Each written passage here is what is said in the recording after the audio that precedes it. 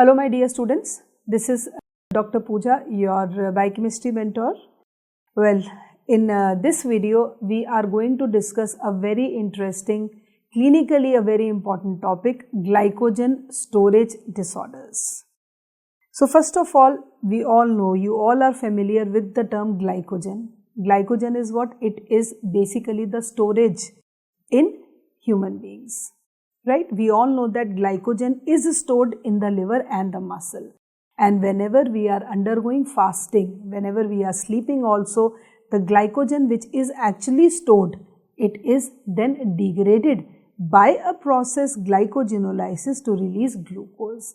Because always keep one thing in your mind, and I've been repeatedly telling in all my videos that heart and brain are the two main organs, and RBCs also, they cannot stay without glucose for even a second. Okay. So in this video, we are going to study glycogen storage disorders.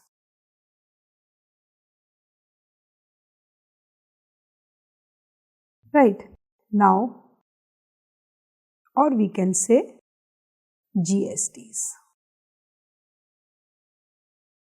Now coming over to this, since we know that glycogen is synthesized and stored in the liver as well as the muscle. So glycogen storage disorders, anything related with glycogen will be basically affecting either the liver or the muscle. Right? So first of all, let's just give you a brief introduction ki how glycogen is synthesized and how glycogen is broken down. So if I talk about glycogen, we all know that glycogenesis is the process occurring in the liver and the muscle. Right? Then we know this thing also, glycogenolysis occurs in the liver and in the muscle. If we talk about in the muscle only till glucose 6-phosphate. Why? Because glucose 6-phosphatase is absent in the muscle, which we have already discussed in detail. Because muscle mein glucose 6-phosphatase is absent. Right? So, if the process is taking place like this, so we can say that these GSDs are actually divided into two main classes.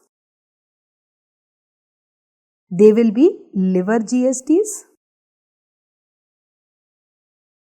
and muscle GSDs. Now in this video we are going to discuss in detail that what are the main liver glycogen storage disorders and what are the main muscle glycogen storage disorders. Okay. Now coming over to this, always remember there is a mnemonic to remember these GSDs, and the mnemonic is Voce, physics, chemistry और maths में होशियार था. The mnemonic is वो physics, chemistry और maths में होशियार था. Okay. So this is how you have to remember also, because sometimes they are asked like this, type 1, type 2, type 3 and so on. So always remember this mnemonic, वो physics, chemistry और maths में होशियार था. Where if I talk about V stands for von Gierke's disease, which is actually known as type 1A. Type 1A is von Gierke's disease. Right. So here we will just make the column, here the disease and here the deficient enzyme. So type 1 is von Gierke's and the deficient enzyme here is glucose 6-phosphatase. Now we all know that in general, in a normal individual, glucose 6-phosphatase is absent in the muscle. But here what happens is in this it is absent in the liver also, and that is why it becomes liver GSD. Very, very important. So whenever we talk about liver GSD, that means accumulation of glycogen will be always there in the liver. Okay. So this is type 1A, von Gierke's disease, and the deficient enzyme is glucose 6-phosphatase. Then we come over to type 2. Now always remember again one more thing, that some part of glycogenolysis, I would say 4 to 5% takes place in the lysosomes also. Okay. So first of all, I'll just mention it here, as I have mentioned in my previous video also, कि glycogenolysis obviously taking place in the liver and the muscle, but 4 to 5% takes place in the lysosomes.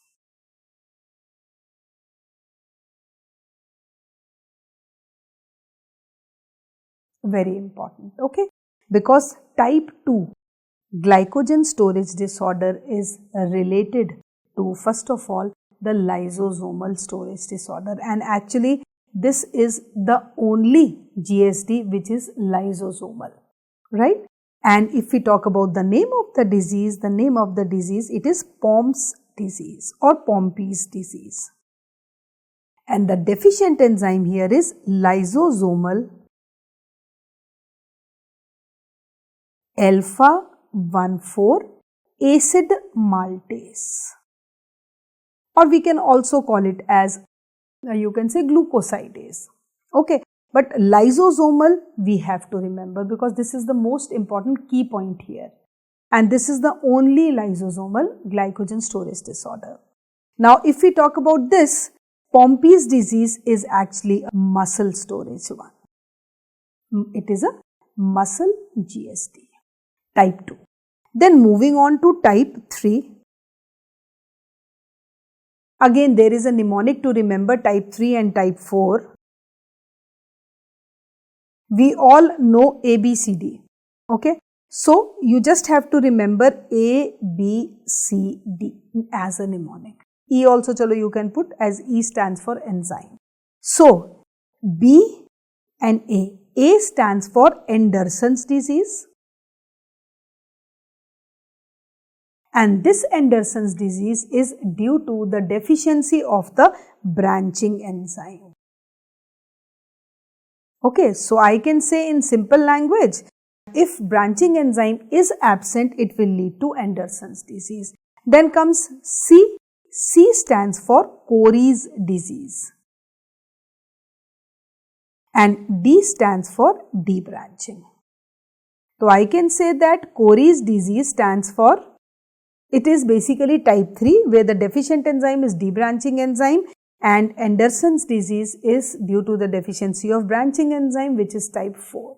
So this is just a mnemonic to differentiate, because most of the students I have seen that they get confused between branching and debranching. And now also, if you are not familiar with the branching enzyme and the debranching enzyme, you should see the video on glycogenesis and glycogenolysis. There it is explained in a very nice and crisp way. Okay. So, if we talk about type 3, so type 3 is Cori's disease.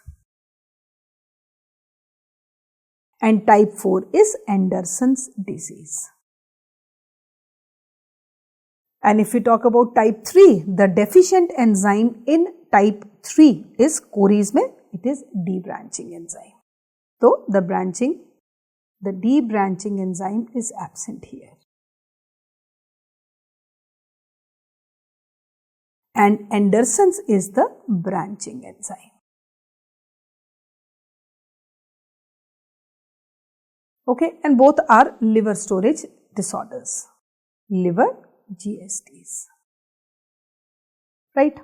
Then comes type 5. Type 5 is Voce, physics, chemistry, or then maths. So type 5 will stand for McArdle's disease. McArdle's disease, the most common disease in adults. And in McArdle's disease, M for McArdle's and M for muscle phosphorylase. So the deficient enzyme here is muscle phosphorylase.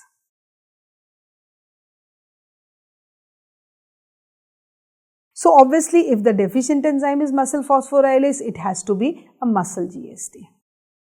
Then after 1, 2, 3, 4, 5, then comes physics, chemistry और maths में होशियार था.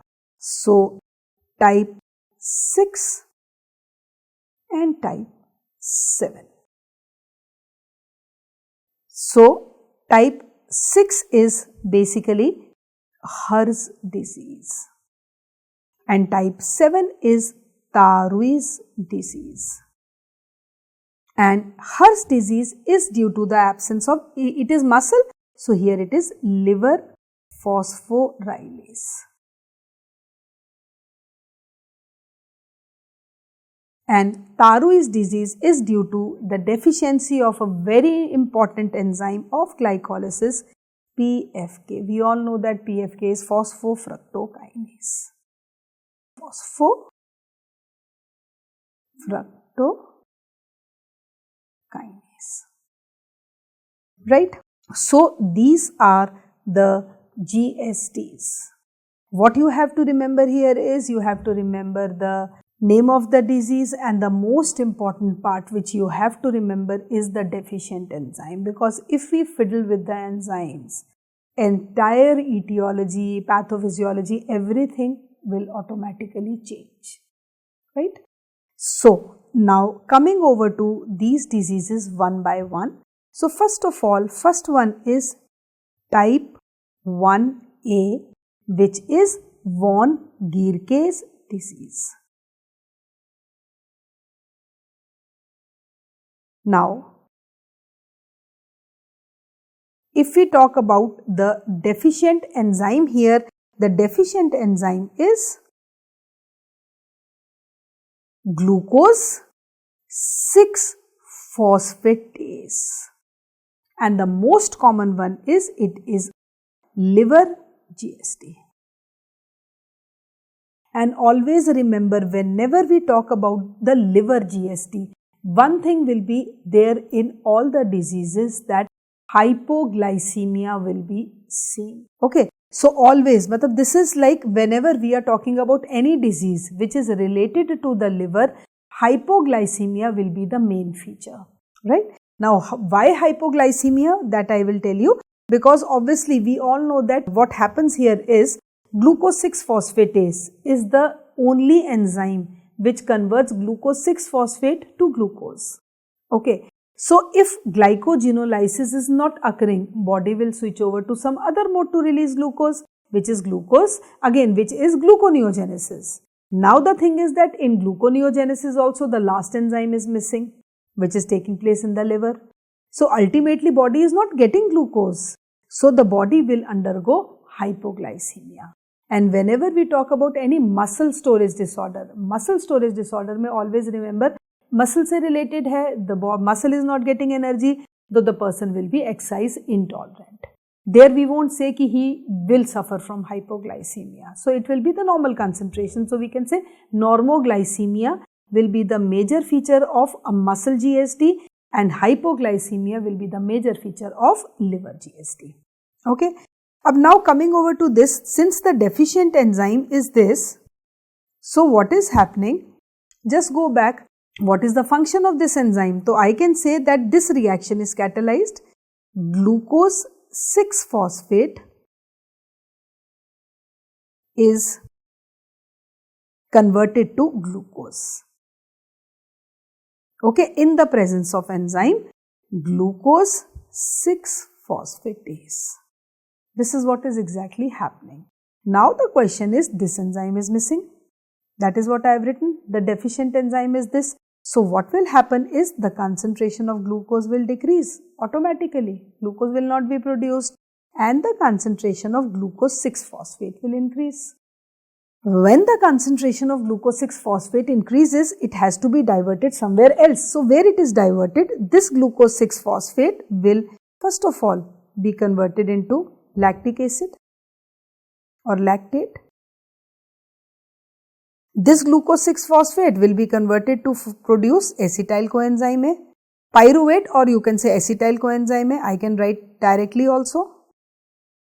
This will enter into HMP shunt.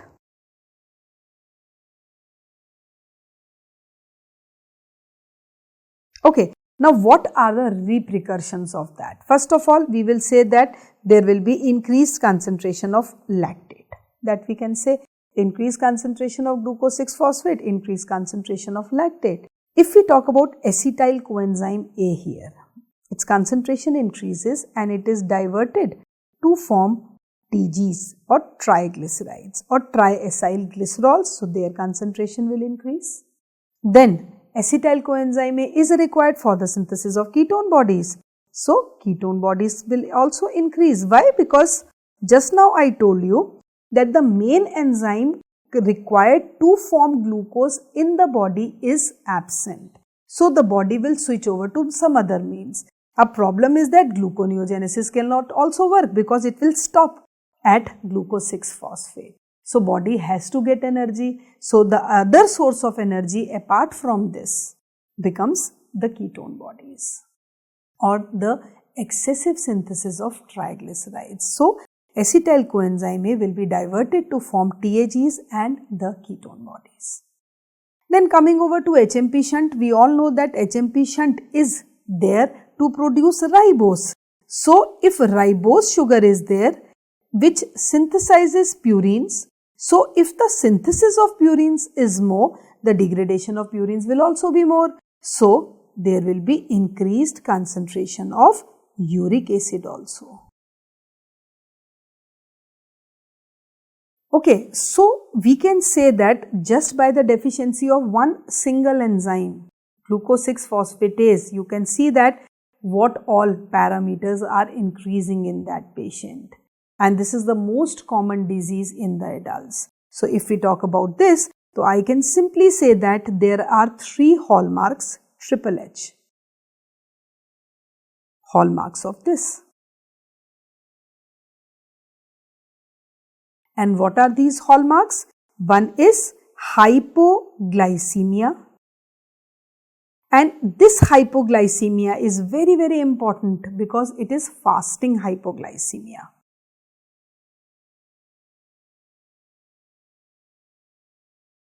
Again, glycogenolysis is affected, gluconeogenesis is affected. So obviously the child will undergo fasting hypoglycemia. So if fasting hypoglycemia is there, ketone bodies are increasing. So ketosis will be there. Right? Hypertriglyceridemia will be there. There is increased concentration of the TGs.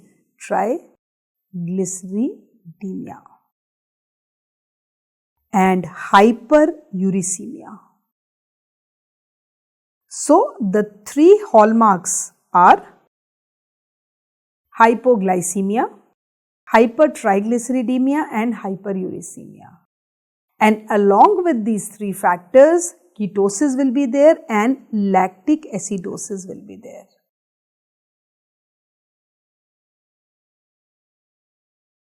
So these will be the investigations, right? And what will be the clinical features? If we talk about the clinical features here,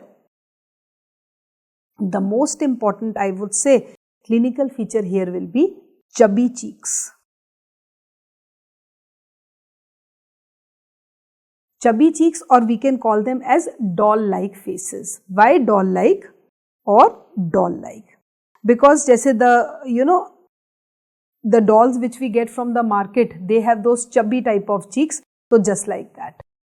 Why? Because of the accumulation of TGs, because of the increased concentration of TGs or the fats on the cheeks. So the child who is born with this disorder will have chubby cheeks. And along with chubby cheeks, he will have thin extremities because Sara fat will be deposited here. So he will have thin extremities. And the most important one here is hepatomegaly will be there. Enlargement of the liver and enlargement of the kidneys. and no splenomegaly will be there, no splenomegaly. This is very important, right? So these are the clinical features of a child suffering from von Gierke's disease. I'll see if I have a picture. I'll just share the picture with you. You see. So you can just imagine ki, like, totally chubby cheeks type of features will be there in a child suffering from this. Clear? Yeah, this is the picture. Okay, you can see that doll-like face is there, hepatomegaly, matlab distended abdomen is there, rhinomegaly is there. Clear? And since that's what I told you, fasting hypoglycemia. Fasting hypoglycemia will obviously lead to seizures and there will be obviously intellectual disability. So this is von Gierke's disease where the deficient enzyme is glucose 6-phosphatase in the liver. And if we talk about the biochemical investigations, in biochemical investigations automatically there will be increased uric acid, there will be increased lactate, and there will be increased ketone bodies. Very important, right? Now, on the first line only I mentioned it is type 1A. So you must be thinking why I have mentioned this A. So always remember beta type 1A है, so एक और होता है इसमें, that is type 1B. Okay, so what is this type 1B? What happens in this? Type 1A is von Gierke's where the deficient enzyme is glucose 6-phosphatase. Type 1B में the deficient mode is that transporter which is taking this glucose 6-phosphate to the ER so that glucose is produced. Because always remember whenever we talk about this reaction glucose 6-phosphate to glucose, the name of the enzyme is glucose 6-phosphatase. Okay, so this enzyme is present in the endoplasmic reticulum. So obviously what happens is it has to be taken by a transporter which is endoplasmic reticulum translocase. So if this translocase is absent, again there will not be synthesis of glucose. Okay, so if we talk about the clinical features, they will be similar to von Gierke's disease only, right? Because von Gierke's disease may be the deficient enzyme is this, but it is deficient in the liver. And here the translocase, the translocator which is ready to transport it is absent. So if we talk about the clinical manifestations or if we talk about the symptoms, they will be similar to von Gierke's, but the only difference here will be the child who is born with this translocase deficiency will be more prone to bacterial infections. This is the only difference. More prone to bacterial infections.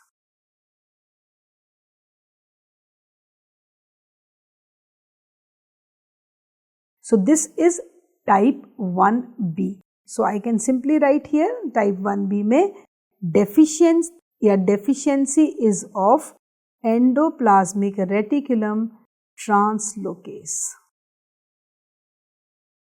Then one more is there which is type 0. Isko we can call it as type O also, type 0 also. Here the deficient enzyme is glycogen synthase. Okay, now if we talk about this enzyme, it is more or less clear only. If glycogen synthase is absent, means the principal enzyme, the rate limiting enzyme to synthesize glycogen. So what will happen? If glycogen is not synthesized, it cannot be stored also. The child will automatically die. It will be difficult for the child to survive because again the ultimate storage compound is absent. So you can simply say that child will not survive. What is the reason behind that? As the enzyme required to synthesize glycogen is absent.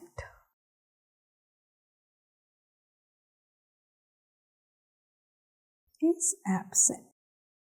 Right. So this is type O.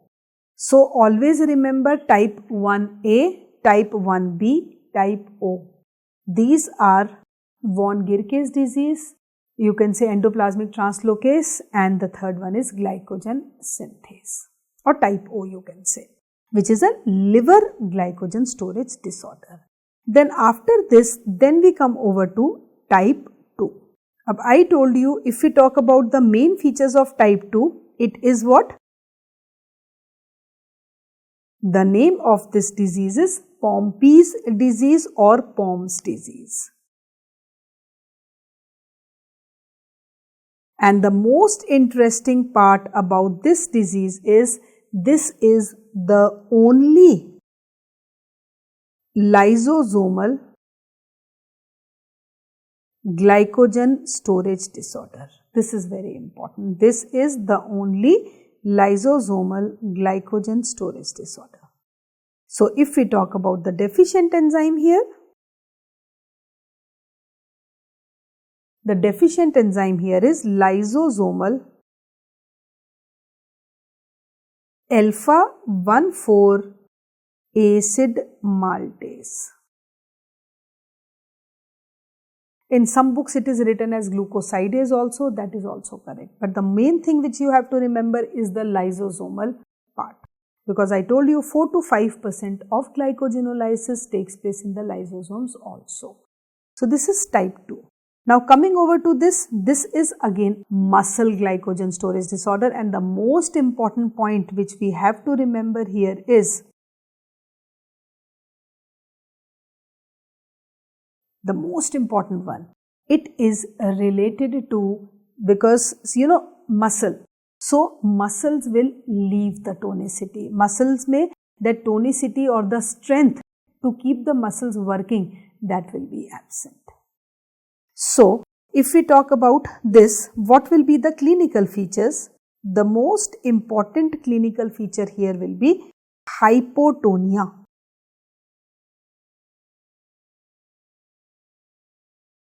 Okay, means tonicity of the muscles decreases. Of the muscle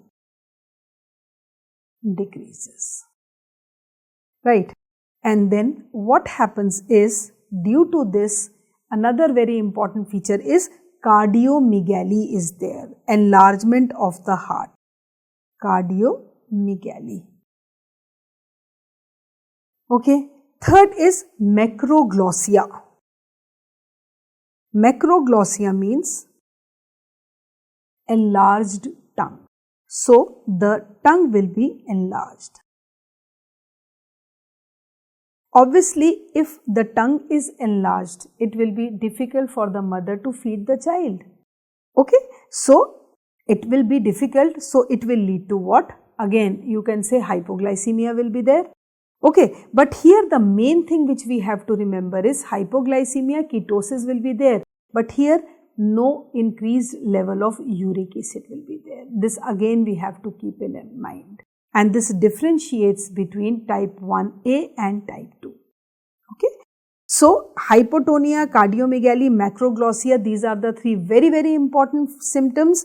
And above all, if we talk about the most important one here is, we call this baby as a kind of, floppy infant syndrome. Floppy infant.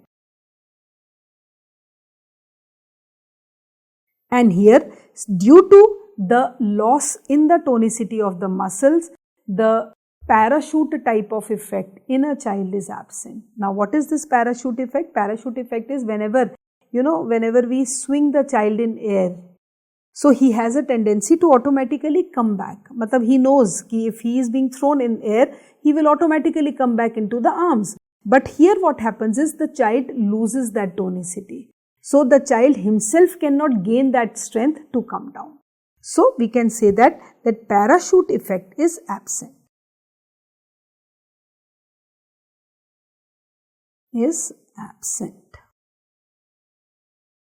And if we talk about the investigations here,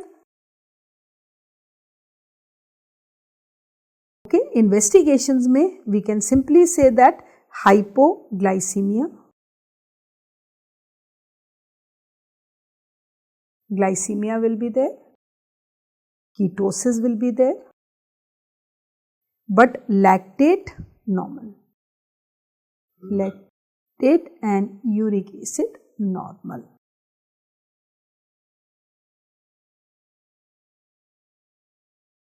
Right. So this is Pompe's disease, and what will be the repercussions? The child will maximum survive up to 2 years. So the maximum survival rate is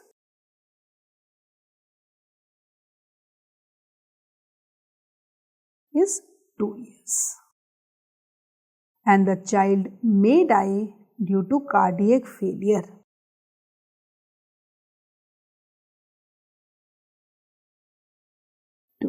Cardiac failure. So this is Pompe's disease. Then we come over to type 3. अब type 3 के लिए I have given you a mnemonic also. Type 3 is Cori's disease.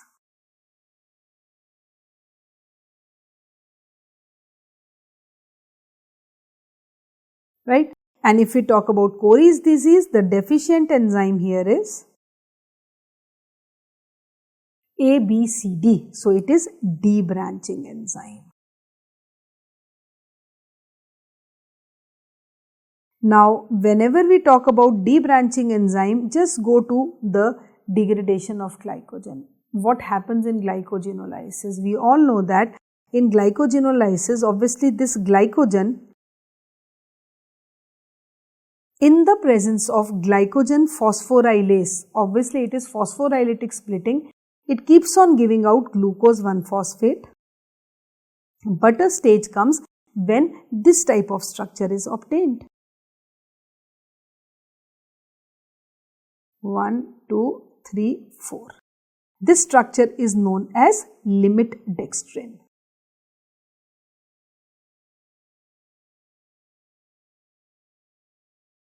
Right. So what happens here is debranching enzyme is going to break the branches. Now, if this debranching enzyme is absent, which will release glucose and which will produce this type of substance, this is absent. So it will lead to increased concentration of this. Clear hai? So I can say that is why this Cori's disease is also known as limit dextrinosis. Why? Because there is accumulation of limit dextrins. So limit dextrinosis. Right. So type 3 is Cori's disease where there is accumulation of limit dextrins. So what are the repercussions of this? So what are the investigations we can say? So basically in Cori's disease, the most important one will be exercise intolerance is there.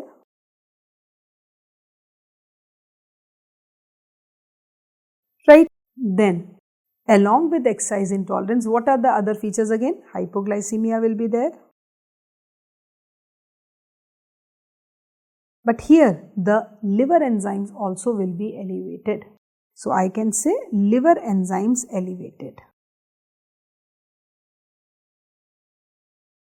Now here you have to again differentiate between Cori's disease and Pompe's disease. Pompe's disease may be liver enzymes will be elevated, but here if we talk about liver enzymes, the most common one ALT will be elevated But here if we talk about Pompe's disease में enzyme creatine phosphokinase will elevate.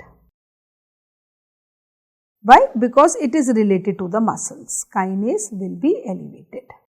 So this is the basic difference, right? Then if we talk about lactate, normal. No change in uric acid, normal. Right? So this is what is Cori's disease, where the deficient enzyme is debranching enzyme, and we call this disease as limit dextrinosis also. Then next one is type 4.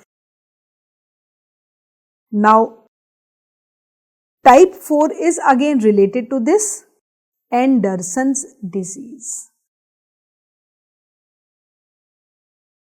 And if we talk about the deficient enzyme in Andersen's disease, the deficient enzyme here is AB. So it is branching enzyme. Up, what is the function of branching enzyme? Branching enzyme is the enzyme again which is incorporating branches. So you can say that what happens is glucose is forming glycogen, we know that. Glycogen alpha 1,4 linkage to will be automatically there. Alpha 1,6 will be there, but glycogen is produced by intensive linkage, or you can say more extensive branching is there, or you can say more linkage is incorporated, and that is the difference between starch and glycogen. If this enzyme is absent, the one which is incorporating more linkage in it, so it will resemble a myelopectin type of structure, but not properly made glycogen, because see, this is the structure of starch. This is alpha 1,4 linkage and this is say alpha 1,6 linkage. Okay, but if we talk about glycogen, glycogen has this type of structure, 1, 2, 3, 4, 5, 6. So you can see the amount of, it is intricately branched. The alpha 1,6 linkage is at a very small distance, right? So since this enzyme is absent, it will lead to accumulation of this type of structure, and this is nothing but amylopectin. That is why Andersen's disease is also known as amylopectinosis. Very important.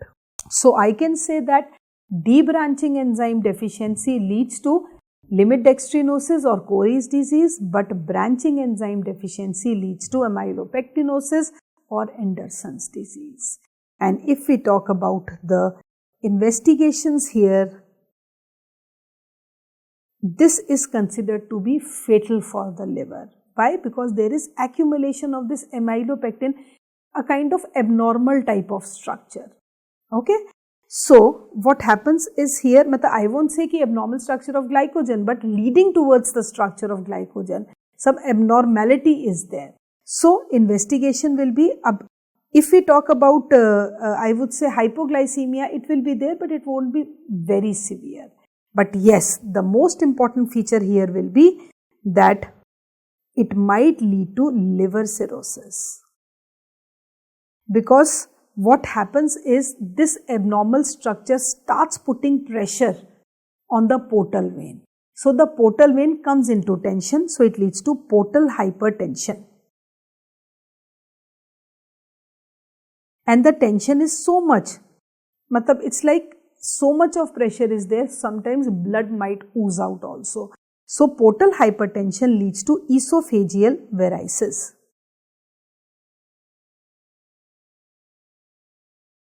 Right, nodules type of things are produced. Nodules type of things. And obviously, if liver is affected, so liver enzymes are deranged.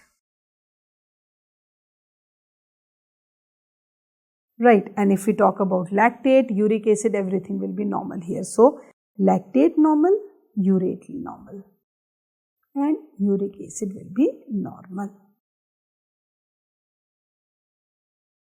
But here what will happen is the person might die. Why? Because the liver, due to liver failure. So, death due to liver failure.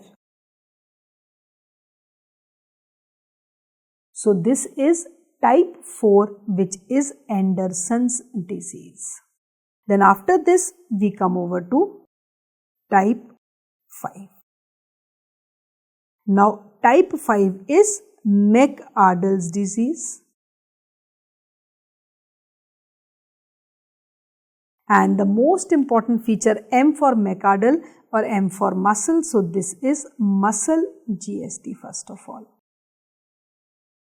And if we talk about the deficient enzyme here, the deficient enzyme is, since it is related to the muscle, so the deficient enzyme is muscle phosphorylase.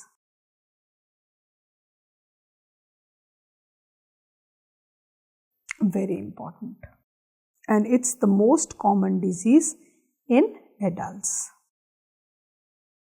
Now see, if we talk about the root cause of this, muscle phosphorylase is absent. Now when a person is exercising, the energy is we are getting from the breakdown of glycogen only, and that is absent. So obviously the calf muscles, the muscle will come into stress. And if we talk about the investigations here, the most important one here would be exercise intolerance. Very important. Exercise intolerance will be there.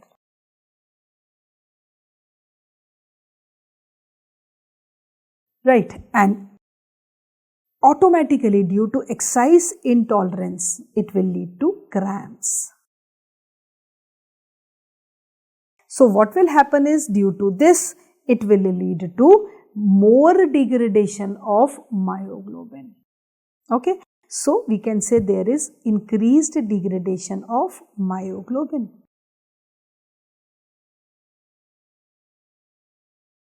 Right, and due to this myoglobinuria, there is burgundy color of urine.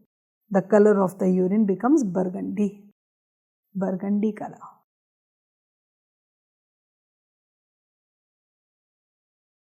Right.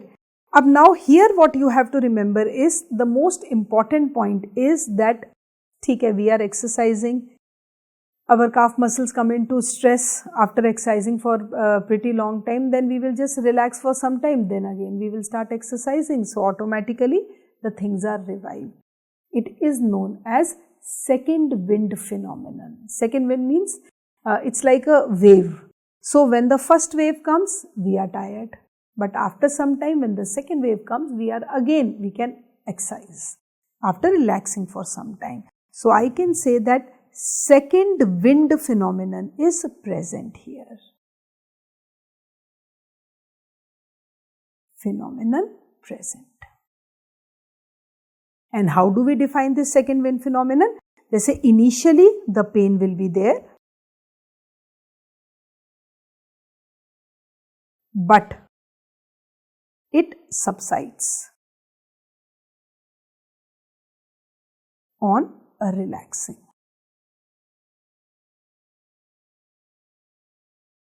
Okay, now why I have mentioned this? Because after this we are going to study the 7th one, which is Thyroid disease, and this is the basic difference between McArdle's and Thyroid disease. In Thyroid disease, there is no second wind phenomenon.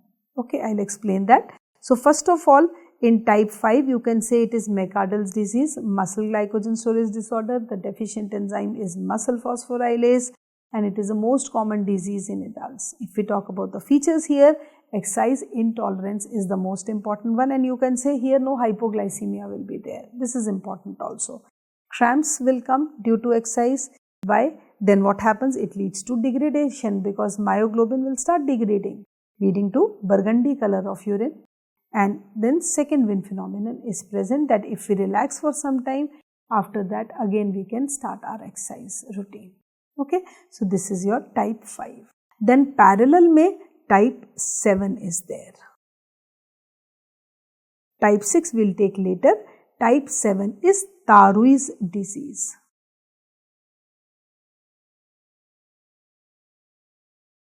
Okay, Now this Thyroid disease में the deficient enzyme is phosphofructokinase. Phosphofructokinase or PFK.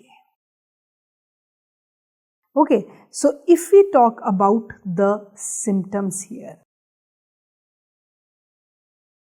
the symptoms will be similar, means again exercise intolerance will be there. Okay, cramps will be there. Burgundy color of urine will be there.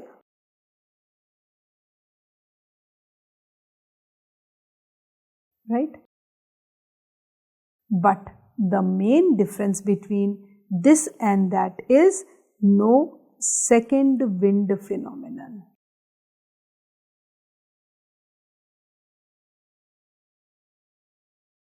Present. Because if we talk about, if you go back, phosphofructokinase is the most important enzyme of glycolysis, right? So what happens is, and even if that person tries to take fruit juice or something like that, his condition will deteriorate. Or on taking fruit juice also, nothing happens. Nothing will happen. Why? Because fruit juice is having fructose and the main enzyme to degrade fructose is absent. Nothing happens. So this is the main difference between Thyroid disease and McArdle's disease. Both are muscle glycogen storage disorders. The deficient enzymes are different, and the most important one is second wind phenomenon is always there in McArdle's, but it is never there in Thyroid's. Then we take the type 6 one. Type 6 is a simple one, we can say that. Type 6 is Hirsch disease. And if we talk about Hirsch disease, the deficient enzyme here is liver phosphorylase.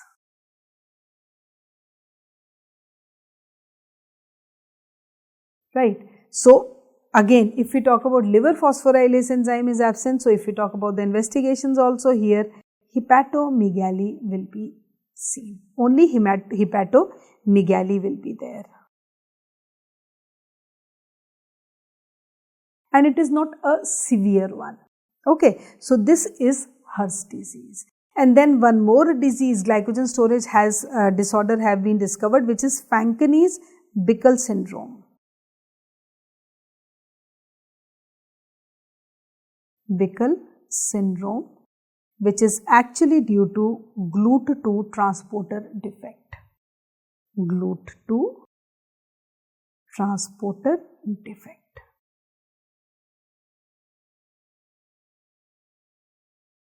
Right. So these are all the glycogen storage disorders, and if we have to summarize, I can simply summarize them as liver GSDs and muscle GSDs. PMT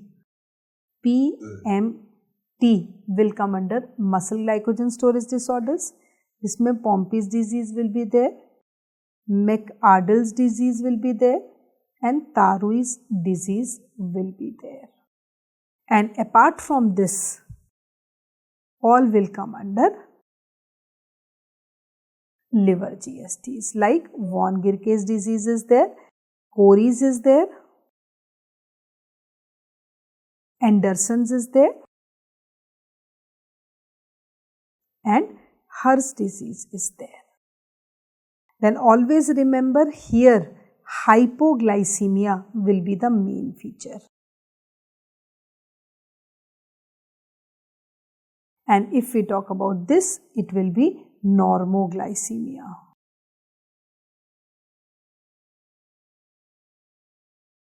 Okay, then again we can say here exercise intolerance will be seen, here exercise intolerance will not be seen.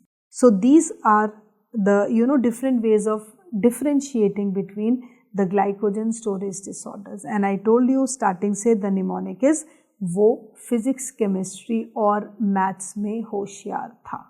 Okay, so this is all about glycogen storage disorders. I hope again it's clear to all of you, because this is clinically very, very important. So many questions in the exam are also asked about this.